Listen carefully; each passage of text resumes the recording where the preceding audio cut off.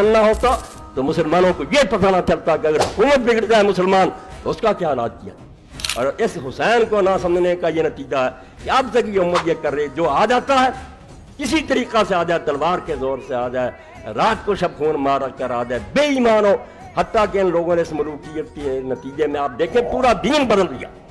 ظاہروں نے، عالموں نے کتابیں دفتر بھرے ہوئے کہ مسلمان اگر حکمران بن جائے، وہ شرابی ہو، زانی ہو، کچھ ہو، جب تک وہ اعلان نہ کرے کہ میں کافر ہوں اس وقت تک سر تسلیم کم۔ چپ رہو مان، یہ بے غیرت بنا دیا امت کو، انہوں نے دفتر لکھ دیا، اور یہ سارا نتیجہ ہے ملوکیت۔ ظالم بادشاہ آ گیا، تلوار کی نوک سے انہوں نے کہا لکھو کہ بادشاہ فاسق فاجر بھی ہو تو اس کے خلاف نہیں اٹھ سکتے۔ یہ وہ غلط فیصلہ تھا جس کو حسین رضی اللہ عنہ نے رد کہ تم حکومت اگر نہیں بھی بدل سکتے اس کو صحیح حکومت نہ مانو، خلیفہ بالحق نہ مانو،